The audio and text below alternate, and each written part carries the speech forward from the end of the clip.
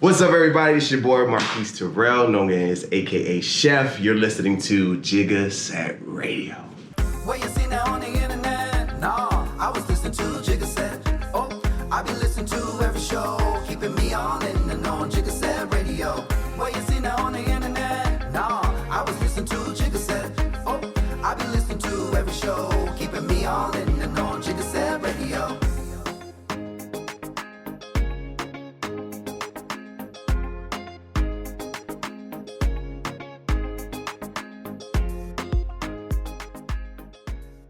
What's going on, guys, and welcome to another episode of Jigga Set Radio. We're here with another guest, but before we get into the episode, of course, I want you guys to like, share, subscribe, and comment. Oh, God, I did it. I did it, y'all. Y'all know I be fucking that up. Anyway, so welcome to the show, Chef Marquise, y'all. Y'all make some noise. Hey, for him. What's going on, everybody? That's what they say. It was a laugh for me. Ooh, Lord. Eddie Murphy laugh.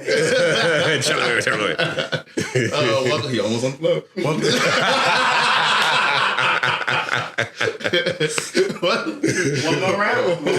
Listen. Oh, wait. That's the round. Oh, Lord. Somebody, we about to spin up. Mercy. Go ahead. See, we haven't even got into it. We're gonna plug that in. Like, a few moments later. That's where I should have put it right. To the show. Chef, glad to have you on. Thank you for having me. I appreciate it. It's cool to be here, man. We always like to have fun here. We always like to create a vibe here. And you guys know about it. You guys been watching 4 or 5 seasons in. Like, we still here. So, like, we like to start off by asking the prelims. Before we do that, let's take this round of shots of spending for us. Okay. And so we'll go ahead and just go reach in for it. Yes, just. And so, what are we toasting to?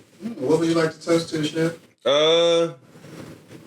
New beginnings, rehashing the past, and just enjoying in the moment. There you go. Righteous. Salute to that. So, Ooh, yes. tell the great people. Ooh, that's nice and smooth. Right Yes. Tell the great people. Y'all Where that impersonation was. Somebody grandma. Lord have mercy. Yes, baby. Let me get a 2-piece catfish. Yes. 3-piece chicken. Come on. Fry hard. Mercy. Yes. Don't forget it. Don't forget the hot sauce. You can't have chicken without hot sauce. Exactly. Tell the people who you are, like your humble beginnings. Like, tell the people who you are. Give them a little picture. Got you. Let me take you back down to memory lane, I guess. My name is Marquise Douglas. I am originally from Tennessee, a small town called Brownsville, Tennessee. Some back history. My grandparents had a farm. They were known in the city that they lived in, Brownsville, having their own farm: pigs, goats, sheep, horses. My family was big on selling turkeys, so roasted turkeys during the holiday season. So that's where. So yeah, look, harvesting. You know what I'm saying? Coming together, bringing people together, eating food. So that's where the cornerstone from where I originated from, Tennessee. Then my father married my mother, had me out of wedlock, but I'm still here. Amen. Praise God. So we went to the military. My father got stationed overseas. Okay. And living from Okinawa, Japan to Hawaii. Okay. Went over there to Korea. Went over there to Germany. So I'm very cultured in different cultures and how things are set up and everything. Right. But I call Tennessee home because that's where I was born. Right. And so during that experience, me being a military brat, traveling and learning different cultures, I had a desire for food. I loved how food brought people together. Yeah. I loved how my grandmother was in the kitchen with my aunties and they cooking, peeling greens and singing gospel songs, Negro spiritual songs. And I'm like, okay, this is a vibe. Every Christmas, every Thanksgiving, I'm like, we in the kitchen, everybody cooking and singing and everything. I was like, ooh, we having church up in here. So for me, I love Jiggas coming together. Yeah. Ain't nothing like it, right? Nothing like it. Look, and so for me, it was like, okay, I love this. I love this experience. I love food. I felt like, okay, people are always gonna have to eat. Like, you always gonna have to be connected with people on how to do things. So I was like, I can make money doing this. So that pushed me to having that, compassion of like, okay, having the harmony and the unity of food and bringing people together, because food brings people together. Absolutely. And so that's when exactly. So just like music, you know what I'm saying? So with that, I was like, I want to do this for a living. So at the age of like, I'll say 13, 14, I told my mom, I was like, Mom, I think I want to be a chef. Like, she said, really? You want to be a chef? Yeah. She was like, okay, I support that. Let's do this. Let's go. Okay. So after that, I grew up, finished high school. That time during high school, having to apply for colleges. So I was like, I lived in Virginia, DMV area. I rep DMV, you know what I'm saying? But I went to the Art Institute of Washington. And so that was like in Arlington, Virginia, the outskirts of DC. Mm-hmm. And so I went there for 2 years, but I did get my bachelor's. I went there for 2 years and I transferred to Stratford in Woodbridge. Okay. And I got my bachelor's in culinary arts. And so with that said, I finished college and I did an internship at a well-renowned restaurant in, Arlington, Virginia. Okay. And it was called, Alexandria. And I worked for this chef called Restaurant Eve. Okay. So with that, I worked there for a couple years, 5-star restaurant, 5, 6, 7 course tastings, like increments. I learned how to be a saucier.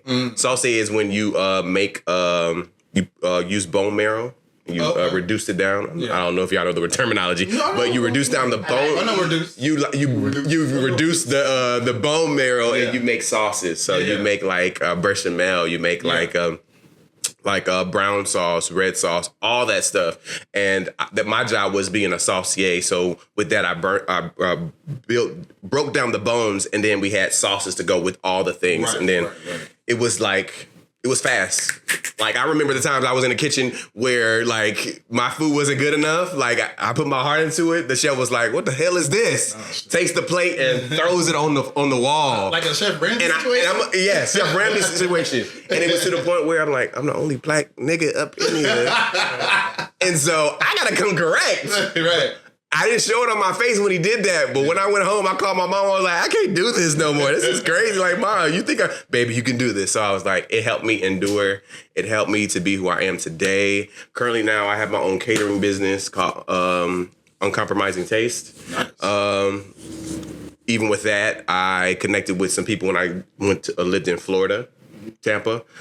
Shout outs to Chef Javon, because he was the one that put me under his wing. Yeah. I started having the opportunity to work for celebrities. So my first celebrity was Angela Yee from Ways Up. Okay. Yeah, so I cooked for her. She was doing a woman summit there. And it was like all influencers of women on, Instagram and everything. It was nice. It was like at least 25, 30 people. Yeah. And I cooked for her. It was my first opportunity that he pushed me out to do. And I was like, okay, I can do it. I feel like I can do this. She loves salmon, by the way. You know what I'm saying?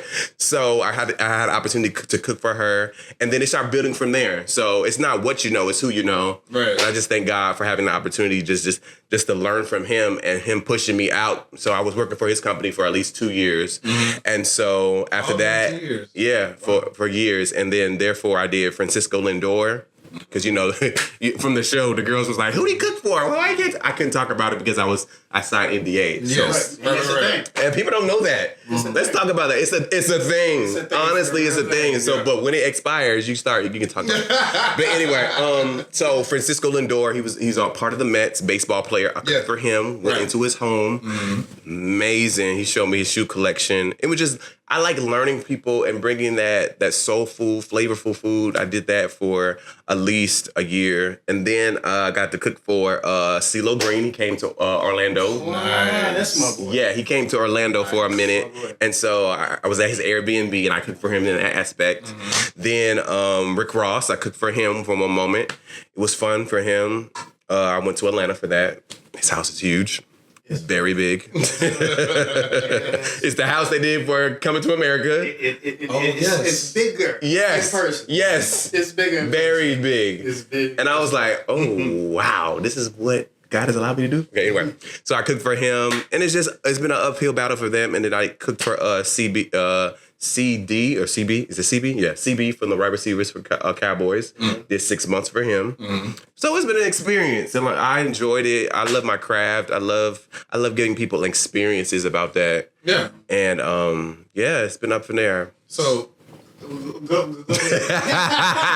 like there was a lot to dissect. Yeah. So I was putting pins in certain moments. Yeah. Okay. So, no, you're good. I'm saving for my off camera. All right. So going back to, I remember you specifically when you first started talking about your childhood. How it was nostalgic to have, like, you know, the people, your people in the kitchen, bringing people together, the food being the catalyst, like the centerpiece of everything. When you went to these various celebrities' houses and things like that, and they're letting you into their personal life, space, being safe and trusting me to come into a home. Do you feel like there's a correlation between like when Black families come together and we have our gatherings, we cook, we laugh, and be merry, we drink. Do you feel like even in the field, that you search or look for a common denominator? Yeah, the essence of it, because not only, be honest, when it comes to celebrities, I'm a stranger coming into their atmosphere, their environment. So it can be hard at times, but for me, I try to give them that comfortability on what I bring and what I'm going to give them to help them understand, like, I'm here to serve you. Right. You know, oftentimes we come in to be like, I'm here to be me. No. You're here to serve them. And so you have to be comfortable. That's why I couldn't really talk about it and really get to a place where I'm so bold about it, because at the end of the day, their confidentiality. Confidentiality. That word. That right there is more important to me than just trying to be braggadocious about what I bring. Because they could have picked anybody just to do the service. You know what I'm saying? Right. So I feel like what keeps me different, what helps me stand out is my personality, and to bring the essence of what I loved in the beginning before I started being a chef, is to bring that unity, to bring that love, to bring that flavor, and just to bring them what they need in a different way. You know what I'm saying? And do you feel like, because would that be considered a military brat? Yeah, military brat. That background that you have, do you feel like that has played a role? It has, because it cultured me, because let's be honest, niggas can be niggas.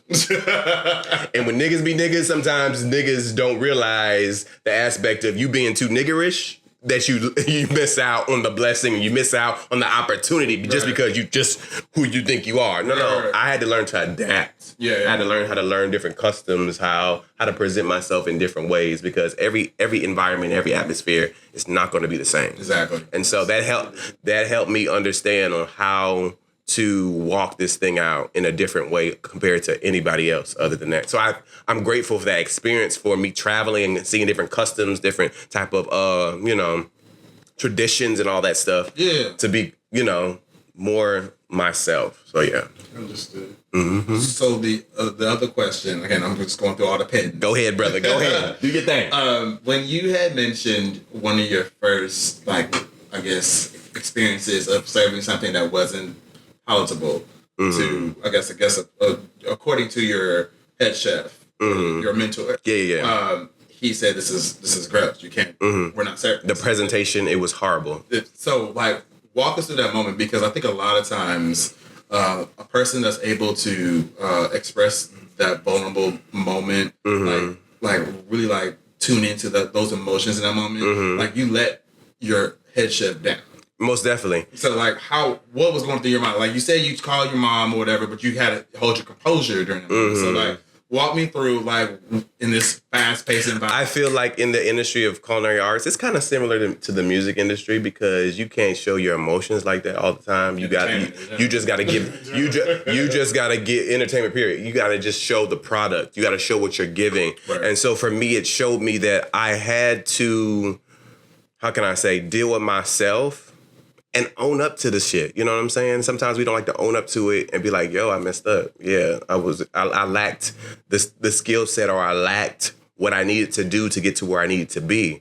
And so I'm grateful that he did that. But, your flesh and how people see you, it's like, the crazy thing about it's like, said, because it's culinary arts. Mm-hmm. So art is relative and subjective. Exactly. Right? So if he didn't like it and somebody else tasted it and liked it, did you make a mistake?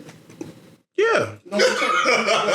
I made a mistake because How though? If somebody else tasted it and liked it and enjoyed it, it was like, oh my God, this is the best thing. and this is what people have to understand. Once the standard has been given, you have to do it the way the standard is. I think oftentimes we want to maneuver stuff and switch stuff because our personality likes it in a way. But if it's not appealing to the person that you're working for, it shows an aspect of a reflection on them. And for me, I felt like I'm gifted in what I do, but I had to get humble, be more humble in my gifting to do what he asked me to do, and not because I felt like it should have been like that. Right. It wasn't his time. It wasn't my time to be overzealous and just do what I needed to do. I gathered that, but even in that, I guess the way that the lens that I'm viewing it from is that because of what you stated is like you did something wrong. Yeah. But if somebody else liked it, did you introduce something wrong? It was wrong for the moment, but in fact, because you started to doubt yourself. Yeah. Question myself. Right. You did nothing wrong. It just wasn't to his liking. Exactly. And that's what I'm trying to understand. But even with that, it showed me leadership. Even with that, it showed me how to submit to my leader. Even in that, even though I'm good in what I do and I know God has given me this gift, how do I submit to a leader in the aspect of he's the one that's showing me and it's showing and helping me build character. Gotcha. When I walk into those places, like working for celebrities now, I know how to keep the standard. Right. And oftentimes people don't know how to keep the standard because they want to do what they feel like it's right in the moment. But if you be having the wisdom to have the understanding of those fundamentals to teach you on how to do it, then you good. Exactly. And not try to, because like I said, I was the only black person in the kitchen now. Yeah. So I'm already intimidated because I see all these, Caucasian, Asian, and Mexican people in there. And so what is something that helps me gonna stand out? I felt like I had to do something to make my name known and to be honestly inadvertently braggadocious of the gift I got. Yeah.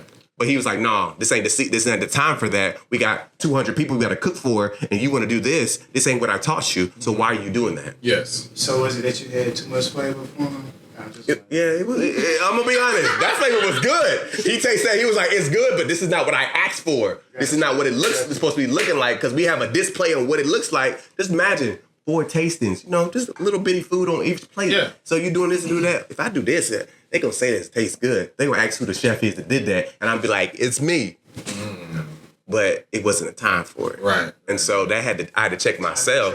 Timing is everything, especially in your development phase of your craft. Yeah. You know what I'm saying? So No, for sure. Yeah. So the other thing I was going to ask, and then we'll go to break here in a bit. When it comes to the chefs that are out here that have had a journey that doesn't involve like going to school, like how do you look at individuals that are like self-taught versus the individuals that actually, like you said, have gone to school and training? Right? Do you feel like they should at some point go to school to get like proper training, or do you feel like some people just got the gift? Some people got the gift, I'm going to be honest, because I look on TikTok, I look on Instagram, I look on Twitter, I look on all these other apps, and it's like they're self-made. You know what I'm saying? God giving them the gift, but they're self-made to the aspect that they're making their own lane. But when it comes down to, I feel like when it comes to longevity of it, because they're good in the moment. Instagram is all about being instant. TikTok is about being in the moment, but do you have that longevity to be an entrepreneur, be a business person, to still, even though you're good at the cooking, because cooking is just only one aspect of the business side. Absolutely. And we got to understand it. I had to learn that the hard way because I was so zealed and so passionate about the cooking, but no. How do you build a structure? Do you have a business plan? Do you know how to structure or how to make a seasoning or how to have a business plan on having a food truck or all these other, a restaurant. Scalable, yeah, to have that longevity and build legacy and then build, wealth like that. It's good for the moment, and there's some good people out here. I'm going to be honest. I like and click and be like, you're doing good, but at the end of the day, we got to ask ourselves, is this for the long run or are you just doing this for the moment? Right. And a lot of times, they don't have it for the longevity of it. They just want the instant gratification. We live in a microwavable world. If they don't give it quickly, For sure. especially YouTube, like I put 5 blogs out there. Why I don't got a plaque yet? No, you gotta. You know what I'm saying? You gotta put this work in, and it's hard work. And don't be to the point where you can't be just looking at somebody and say, I want that. You don't know what they've been through to get that. So yeah, exactly. So yeah. Well, we're going to take a short break. We're going to be right back. We're just going to reset a little bit, guys. Let's do that. Don't go anywhere, but make sure before we go on break, you still liking, sharing, subscribing, and commenting on what's happening in this episode. All right? Most definitely. We'll be back. Back, guys, to another episode. We took a break and we're refreshed. Had to get this. Well, production was trying to get us all to take shots again. Listen, make it sound lushy. sound crazy. Jiggas. I wouldn't call it that. I said reserve it for later. You know what I'm saying? I said what I said. And what you said was some What's the bullshit. bullshit? Shout out to that franchise. Hey, Candy Girl, hey. If you want to be on the show, Candy, just say the word. Yes. We're gonna find you anyway. Anyway, so we're still here. Got one? What's up? Right, exactly. So we're still here with Chef, y'all. Y'all make some noise for him. He's been surviving. Hey, I'm here. Questions. In there like swimwear, baby. Yes. The sneaky thing drink. You gonna call it So that? you gotta Let me take a sip. name it. So that was gonna be our next thing I was gonna ask you. Well, that was gonna be my next thing I was gonna ask you about profiling, which I'll give you some time to kind of work that through and do a name for it. But like one thing I want to ask you about is creating a profile, a flavor profile. Like, how does that process work for you? Like when you do private gigs, or even like if you're cooking like for the public, whatever the case is, like what is creating how important is it to create a flavor profile? It's so important because this is how you make your money. This is how you get yourself out there. This is how you advertise, how you promote. This is how you get your presence to be known. So yeah, it's very important. It's very important. What I use normally is I have cards and promo on Instagram, Facebook. I get a lot of people from Instagram to book me. I was found on Instagram to be booked. So that's what I use mostly. And then we direct them to email. Me and my team, we reach out to them, talk to them, have the consultations, and we sit down with them, see what they want, how do they want it, and then therefore we go from there. So what is like your default cooking style? Like if you were to cook, like what do you say? Like what is default? Where I find my bee's knees, where I find how I do things to show my flair. Yeah. I'm a seafood cat. I'm gonna be honest with you. Okay. Like a lot of people. You feel me? You feel me? You feel me? Giant turkeys. You know what I'm saying? So yeah. So I do surf and turf a lot. You know what I'm saying? I love lobster. I love prawns. I love shrimp. I love this and that, you know what I'm saying? I'm a steak and potato type of guy. So I was raised on steak and potatoes type of thing. So what I do is I do that, and then I do the flambe type of deal. Okay. Get the liquor, flame it up, pour it on the seafood, flame it on the steak. Have that experience. They turn the lights out in the house. It's just magic. And then I just take them on an experience of where I come from, where I'm going, and how I want to present myself. So do you think that's important as a chef? Whatever your profile style is, you feel like it is always important to bring it back to your roots. Like, most definitely, because that's the origin of where I come from, and that's where the heart is at. You know what I'm saying? Don't get me wrong. I like a little Mediterranean food. I like a little, Greece and Polynesian food, stuff like that. I love soul food. You know what I'm saying? For me, since my history, my family comes from a line of diabetes, and so I try to fix that, but in a healthier way. Yeah. Because, us black folks, we're obsessive with the seasonings, obsessive with the sugars, salts. We're just excessive. If we can still get that flavor, but less of the calories and less of the salt and pepper intake, then we doing good. Yeah. So, I'm going to ask you this. What has been your most challenging assignment? Challenging assignment is dealing with people that are challenging. And I'm gonna be honest because so it's not the actual act of cooking. It is the people management. Yes, because I feel like I can do everything. I can jump through hoops. I can make this and make that. But when people are so critical, can you cook like this? Can you do like this? Can you not put this in there? Can you when you bring the presentation, can you do it like this? I'm like, yeah, I can do all that, but that takes away from the essence of what I bring to the table. Right. And so sometimes I have to, bite the gun and be like, okay, let me just give them what they desire because they're paying for a service. Other times it's like, I want to give you the service, but I still want to give you the experience that I want to give you to let you know what I bring. You know what I'm saying? So that goes back to the conversation we had earlier about the standard, right? Like when someone says this is what it needs to be, versus when you know when to insert your flair, right? And so where have you found that balance at? Because now that you've been able to be out on your own, you have a team now that's under you. Yeah. Like when you get a customer like that, like how do you manage that? How I manage that is focusing on what the job at hand is and what we need to do and what we need to accomplish. Because oftentimes we try to go over and beyond for people that don't want all that. They just want what they want. And so all I do when I do things, I do it big. So if I do it big, I'll come down a level if that's what you want me to. But the standard is up here. Yeah. Because how I've been taught, with the stuff I learned in college, with the stuff I'm doing in my branding. So even with that, it's like, okay, I can meet you where you're at if that's what you want me to do. Yeah. So how hard it can be hard because it's like a little bit, it kind of chisels away from my creativity. Yeah. It chisels away from my personality and what I like to give them. But I've realized that everybody don't like it like that. Everybody doesn't want it to be like that. Some people like what I give, but in a subtle way. And I'm bold. You notice on the show, like I give it out. Like I might be, mischievous in that aspect, but I still want to give you what I give. And we'll definitely talk about the show here in a second. But my last question is, on the flip side, what's been like your proudest moment? My proudest moment for me, it's the subtleties. It's the small things. For me, when somebody sits down at that table, eat that food, and like, take that moment, like, you know how us black folks be like, they got a it's good. This is real good. Like, you know what I'm saying? I'm gonna be on a creep tip. Like, I love to see people feel satisfied with eating the food in that capacity of it's really good. Yeah. I feel like I do my job. Yeah.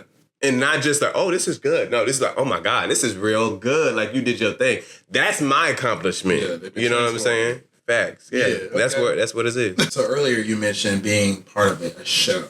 Yeah. And so like, let's talk about that show and like what that chapter looks like in the realm of entertainment versus facts. Yeah, so before I got on the show, I've always watched the show, Chasing Dallas. I was a fan since the beginning of time when it first started with Markel. And I was like, at the time I was in a relationship, I was like, I'm gonna be on that show. I don't care what no one says. If we gotta move there to be a part of it, I'm gonna be a part of that show. So it's kind of crazy how God works when it comes down to speaking things into existence. And so I guess 4 years later, we moved to Dallas. And I knew Drew at the time from Chasing Atlanta ATL. Drew, aka Seven now. I was talking to her, I was like, yo, I feel like I'll be a good... She's coming on the show, too. Really? She's coming? What? Okay. Yeah, I love her. And so I talked to her about it, and I was like, I want to be on the show. So whatever she did, she talked to the producers, I guess, Ondario. And Ondario talked to Markel, or Markel talked to Ondario. And it was just, we had a conversation, and I had an interview, and they were like, we want you on the show. And I was like, what? So being on the experience of the show, I had to learn that reality is going to be reality despite of who you are. I had to learn that reality TV ain't always the truth. I had to realize that reality TV can, don't get me wrong, the cameras don't lie, but at the same time, if you're not in a headspace to handle it, it will really take you to a place you don't want to be. Which is exactly what Markel said. It's like, as far as like, being the mentor to people that has not been in Yeah, and don't get me wrong. Shouts out to Markel. Shouts out to Robert. Shouts out to everybody. Seven for like putting me under their wing to teach me because this is my first experience. Yeah. Mostly, I've been on the couch just watching. You know what I'm saying? And just watching that and then being a part of it is two different things. And people got to realize that when they want to say, "Oh, I want to do this." Nah, you gotta know what it entails. You gotta worry about the fans, you gotta worry about the comments, you gotta worry about the connection aspect of the people that you're gonna be on the camera with. Yep. And for me, it was kind of hard because I was trying to adjust myself. Yes, I had the personality. Yes, I wanted to get to know people, but I realized that you can't be cool with everybody. And you can't form alliances with people when you don't really know what's really going on. Because one moment you watching the show, you recording, and then the next moment you're watching the show, and it's like, I thought we had a conversation about this. Why are we? I thought you were cool. Why you didn't come to me and tell me? You had my phone number. You could have called me and texted me. But no, they just hold that for the show. So for me, being a big junkie with reality TV, like, you know, all the other shows, you know, Housewives, you know, all these other shows on TV, and just now being in, it's like, okay, this is what they go through. Yeah. Is this like 90%? I'll say 20%, 50% is like you being on a show and being there. 20 to 50? That's a big ass. Well, I'm just saying that because 20% is like the aspect of you coming in new. Yeah, you don't know what to expect. It was green. I was green. I was green the whole time, like for real. Like I was excited to be a part of it, excited to get to know people. But then people started switching words, and then what you say could be interpreted two different ways. And it's like, okay, if you're gonna believe that, just believe that. I'm just gonna talk my truth and speak my truth. So going back to again, because I like to talk tie in everything. So your country roots, essentially from Tennessee, right? I'm a country boy, nice and green, thinking everybody's nice and approachable and really nice. How did that like whip you in the shape? Because you literally went through chefing, like your career is in culinary, food, and literally you gotta in the shape. And you gotta understand, me being a chef, I'm always serving people, and I'm being judged of what I give. So I took that personality on. Okay, I'm trying to give you a good personality. I hope you like me, and that helped. During this experience on the show, I was people pleasing. Like I wanted to be liked, but it don't matter if they like you or not. So that's why I'm appreciative of the show, because it showed me like, yo, you don't got to be liked. Be yourself. Be true to yourself. Exactly. You know what I'm saying? So it really helped me to grow up, even at my age of 33. Not necessarily grow up, it just gives you a different perspective. Yeah. I say that because you literally said earlier that the best part of your job as a chef is the satisfying experience. Exactly. It's the transcending, like, oh God, I'm floating because it tastes so good, right? Yeah. And then, like, on the other side, when you literally serve the people in the realm of entertainment, you don't necessarily get that same type of feedback. And so now it fucks with you. It messes with me. And going, like, on a show, going back to the whole JC and me thing with the business plan. Like, I didn't get paid for it, but I was just being nice enough to please him, to make him look good. So therefore, it backfired in my face. You know what I'm saying? So even all the other stuff, like, it helped me understand, like, okay, when you gonna put yourself first? When you gonna say, don't do that? No, if it's not benefiting you and helping you to push forward in a platform, then why are you trying to do this? Exactly. Because people will use you and abuse you and then say, oh, thank you so much, but don't give you nothing to show for it. Right. And so that taught me, like, being a businessman, like, nah, bro, don't do that. Right. Put yourself first. Exactly. So yeah. Going back, so speaking of the reality TV realm, we were having a conversation off camera about potentially, like, so sharing our experiences. Like, I did the MasterChef situation, and you auditioned for which one? Chopped. I did Chopped. That's right, for Food Network. So like, knowing that was like your first dabble in, like, in person, in like mainstream type of stuff. Yeah. So like, taking what you learned from the show Chasing Dallas, and seeing like what you went through for Chopped and everything, do you feel that you would do another culinary show? I would definitely do it. Why now versus, because before you said you were silent? Because like I said earlier, we said off camera, but on camera now, I allow intimidation syndrome to hit me hard because I felt like I wasn't good enough. I felt like, okay, yeah, you got the skill, but you can't beat these people, man. These people come from all over the world just to be on the show. And I was like, no, I'm a dial down and I'm not going to do it. But it helped me. This show, Chasing Dallas, helped me to be more comfortable in my skin, to accept myself in a deeper level, in a way to the point where I cannot compromise who I am to please other people. Right. And so me having an opportunity again to do that, Chopped or whatever comes my way. I'm confident in who I am. I'm confident in what I bring. I know what I am and I know what I'm not. Right. So even understanding those two things, it helps me fuel to do it more and have a compassion to do it more. And not having the imposter syndrome. Exactly. And kill the noise. Yes.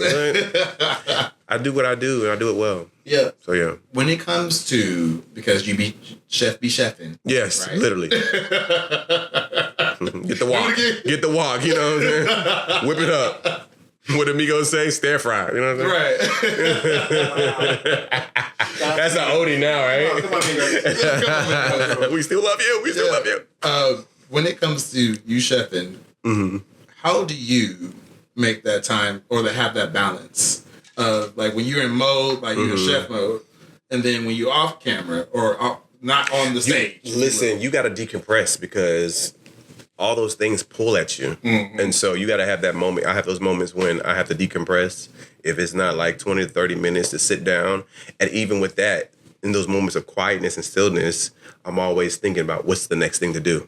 I'm always conjuring up different recipes, even though I have standard recipes, but what can I do to make it different? What can I do to make it more elevated? What can I do to make it more fulfilling in the next thing that I'm doing? Because I never want to get to a place of stagnation. Yes. And I think that stagnation will get you to a place of laziness and pull you away from where you need to be at. Right. So even in those moments, I still open up recipe books. I still open up cookbooks, and I still look at other things, see what I can pull from there to make something that's different. Yeah. And so still have that inspiration and still having that motivation to be better than what I am. Because I don't never want to be to a place where it's just basic stuff. Like I'm at a place right now. I've done the Asian food, the Mediterranean food. I've done American food. Okay.